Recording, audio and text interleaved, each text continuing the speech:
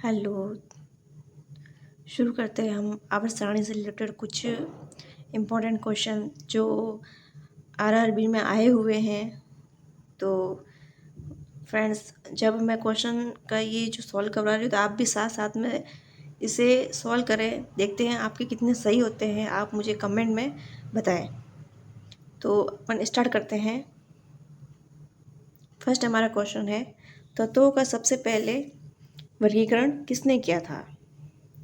तत्वों का सबसे पहले वर्गीकरण किसने किया था? Option A Lothar Meyer, option B Newlands, option C Mendeleev, option four Dobereiner. तो इसका करेक्ट आंसर हो जाएगा डॉबरेनर। तत्वों का वर्गीकरण जो सबसे पहले किया था वो थे डॉबरेनर। सेकंड क्वेश्चन है, तत्वों के वर्गीकरण से संबंधित त्रिक के नियम का प्रतिपादन किसने किया था? Option A Lothar Meyer, option B Dobereiner, option C Mendeleev, option four Newlands. तो इसका करेक्ट आंसर हो जाएगा डॉबरेनर। त्रिक का नियम डॉबरेनर ने दिया था। क्वेश्चन तीसरा हमारा है, तत्वों के वर्गीकरण से संबंधित अष्टक नियम का प्रतिपादन किसने किया था? तो ऑप्शन ए है ड्रमा ने, ऑप्शन बी डॉबरेनर। अब डॉबरेनर ने त्रिक का नियम दिया था। ऑप्शन सी न्यूलैंड्स ने, ऑप्शन डी मैंडलिफ ने। तो अष्टक नियम किसने दिया था? इसका करेक्ट आंसर हो जाएगा ऑप्शन सी न्यूलैंड्स ने। अष्टक नियम न्यूलैंड्स ने, त्रिक का नियम डॉबरेनर ने। अब क्वेश्चन जो 4 है हमारा, किस वैज्ञानिक ने सर्वप्रथम आवर्त सारणी का निर्माण किया? आवर्त सारणी का सबसे पहले निर्माण करने वाले कौन से वैज्ञानिक थे? Option A Mendeleev, option B Moseley, option C Dalton, option जो डी है वो है रदरफोर्ड। तो इसका करेक्ट आंसर हो जाएगा ऑप्शन ए मैंडलिफ ने। सर्वप्रथम आवर्त सारणी का जो निर्माण किया था वो मैंडलिफ ने किया था। और तत्वों का वर्गीकरण सबसे पहले जो किया था वो थे, तत्वों का वर्गीकरण करने वाले थे डॉबरेनर।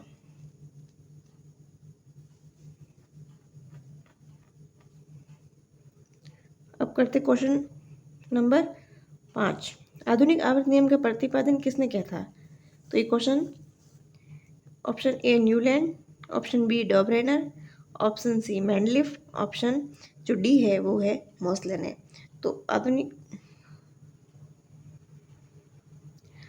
आवर्त सारणी का निर्माण किया था मोसले ने।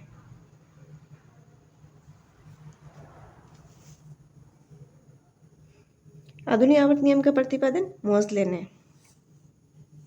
चलते हैं नेक्स्ट क्वेश्चन की तरफ।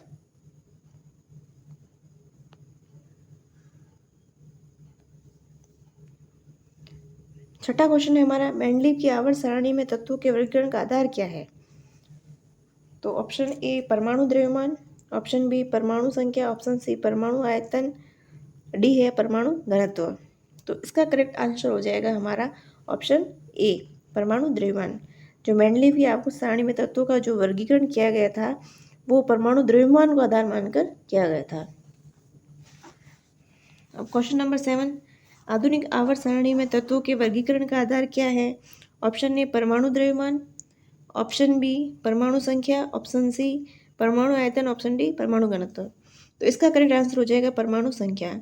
आधुनिक आवर्त सारणी में तत्वों के वर्गीकरण का आधार परमाणु संख्या। देखते हैं नेक्स्ट क्वेश्चन, आधुनिक आवर्त सारणी वर्गों की कुल संख्या कितनी है? तो आधुनिक आवर्त सारणी ऑप्शन ए हमारा है 7, option B 9, option C 16, option D 18।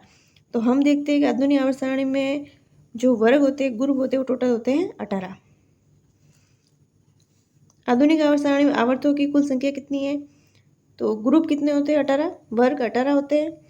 और आवर्त जो पीरियड होते हैं वो कितने होते हैं? तो option A 5, option B 7, option D 9, option D 16। तो इसका करेक्ट आंसर हो जाएगा ऑप्शन बी 7। 7 पीरियड और 18 ग्रुप होते हैं आधुनिक आवर्त सारणी में। देखते हैं नेक्स्ट क्वेश्चन, आधुनिक आवर्त सारणी में तत्वों को व्यवस्थित किया गया है।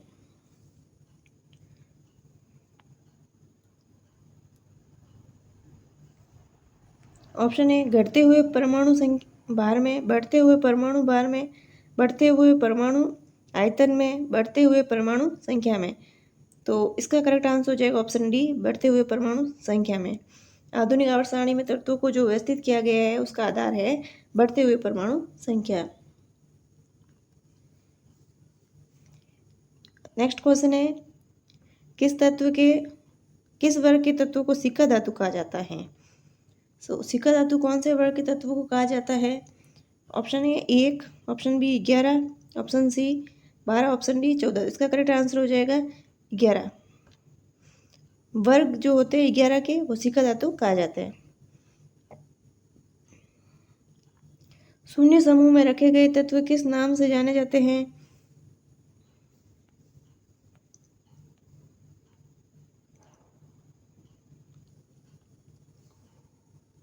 Option A halogen, option B क्षार धातु, ऑप्शन सी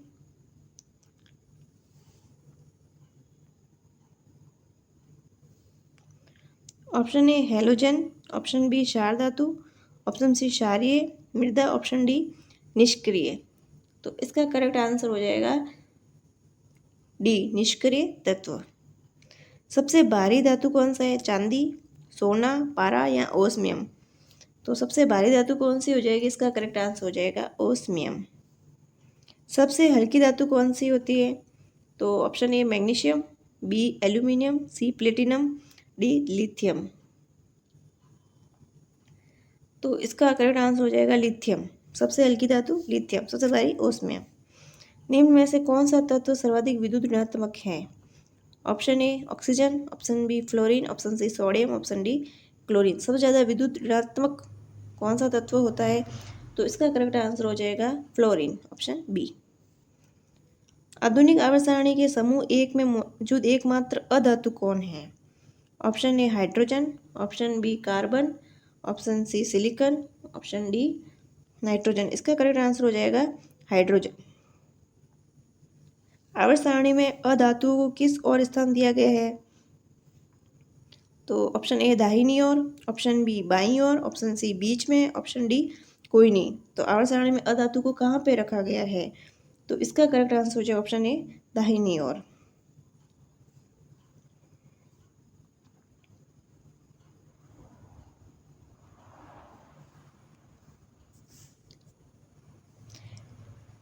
वे तत्व जो इलेक्ट्रॉन को ग्रहण करते और ऋणात्मक आयन बनाते हैं उन्हें क्या कहा जाता है? जो इलेक्ट्रॉन को ग्रहण करते हैं उनके क्या कहा जाता है? ऑप्शन ए धातु, ऑप्शन बी अधातु, ऑप्शन सी मिश्र धातु, ऑप्शन डी यौगिक। जो इलेक्ट्रॉन को ग्रहण करते हैं ऋणात्मक आयन बनाते हैं उसे बोलते हैं अधातु। तो इसका करेक्ट आंसर हो जाएगा ऑप्शन बी। अब 19वां क्वेश्चन जो है, किस वर्ग के तत्वों का गलनांक उच्चतम होता है? गलनांक सबसे ज़्यादा कौन से तत्व का, कौन से वर्ग का होता है? ऑप्शन ए सेकेंड है, ऑप्शन बी थर्ड है, ऑप्शन सी फोर्थ है, ऑप्शन डी फिफ्थ ए। तो इसका करेक्ट आंसर हो जाएगा सी फोर्थ ए। आवर्त में बाएं से दाएं जाने पर इलेक्ट्रॉन प्रवृत्ति में क्या परिवर्तन होते हैं? बढ़ती है, घटती है, अपरिवर्तित रहती है, इनमें से कोई नहीं। तो बाएं से दाएं जाने पर इलेक्ट्रॉन प्रवृत्ति में जो परिवर्तन होता है वो है बढ़ती है। किस वर्ग के तत्वों की इलेक्ट्रॉन मध्यमता उच्च होती है? तो option A fifth A, fourth A, seventh A, eight A. तो इसका करेक्ट आंसर हो जाएगा फिफ्थ ए। इलेक्ट्रॉन मध्यमता उच्च होती है फिफ्थ ए। आवर्त सारणी को कितने ब्लॉक में बांटा गया है?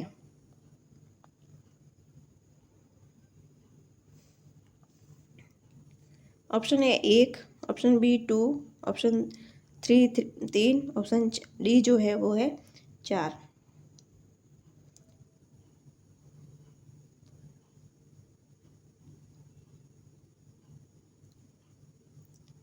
आवर्त सारणी को 4 ब्लॉकों में बांटा गया है, SPDF। किस यौगिक का तत्व साधारणतः रंगीन यौगिक का निर्माण करता है? तो option A S block, option B P block, option C D block, option जो डी है वो है F ब्लॉक। तो इसका करेक्ट आंसर हो जाएगा S ब्लॉक। जब कोई उदासीन परमाणु एक इलेक्ट्रॉन ग्रहण करता है उसके फलस्वरूप उत्पन्न ऊर्जा क्या कहलाती है? Option A electron, option B आयनन विभव, ऑप्शन सी विद्युत ऋणात्मकता, ऑप्शन डी इनमें से कोई नहीं। तो इसका करेक्ट आंसर हो जाए इलेक्ट्रॉन बंधुता। किस वर्ग के तत्व को मुद्रा धातु कहा जाता है? मृदा धातु कहा जाता है। ये मुद्रा गलत है, मृदा धातु कहा जाता है। तो इसका option A 1A, option B 2 option C B, option D 3 तो इसका करेक्ट आंसर हो जाएगा बी। बी वर्ग के तत्वों को मृदा धातु कहा जाता है। मेंडलीव का संबंध किस देश से है? Option A France, option B रूस, option C USA, option D Italy. तो मेंडलीव का जो संबंध है वो है रूस से। इसका करेक्ट आंसर हो जाएगा रूस।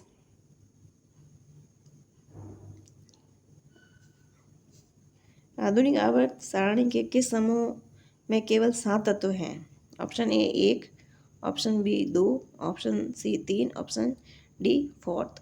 तो इसका करेक्ट आंसर हो जाएगा ए, 1 में केवल 7 तत्व हैं।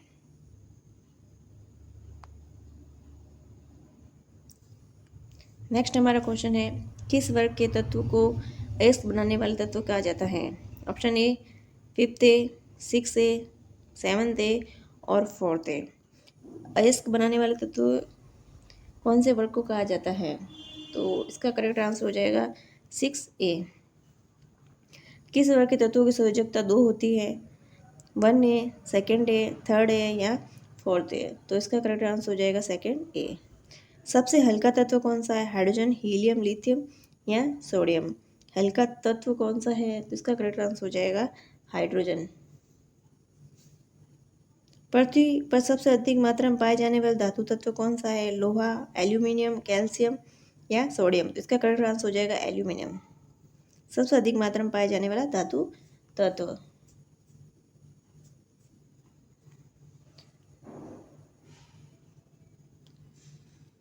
नेक्स्ट है हमारा, पृथ्वी पर सबसे अधिक मात्रा में पाए जाने वाला तत्व है ऑक्सीजन, सिलिकॉन, एल्यूमिनियम या लोहा। तो इसका करेक्ट आंसर हो जाएगा ऑक्सीजन, सबसे अधिक मात्रा में पाया जाने वाला तत्व है। प्रत्येक आवर्त का अंतिम सदस्य होता है एक धातु, एक हैलोजन, एक निष्क्रिय गैस, एक उपधातु। तो इसका करेक्ट आंसर हो जाएगा निष्क्रिय गैस। प्रत्येक आवर्त का अंतिम सदस्य होता है निष्क्रिय गैस। प्रत्येक आवर्त का पहला सदस्य होता है एक क्षार धातु, एक हैलोजन, एक अक्रिय गैस, एक उपधातु। तो इसका करेक्ट आंसर हो जाएगा एक क्षार धातु। हमारा जो लास्ट क्वेश्चन है वो है, आवर्त सारणी के दूसरे तथा तीसरे आवर्त में कितने तत्व होते हैं? तो इसका करेक्ट देखते हैं। Option A 18, option B 8, option C 2, option D है 10। तो इसका करेक्ट आंसर हो जाएगा 8। दूसरे और तीसरे आवर्त में 8 तत्व होते हैं। बी इसका करेक्ट आंसर है।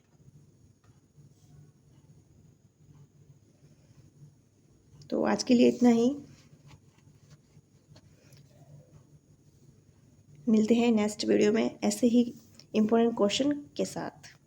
Thank you.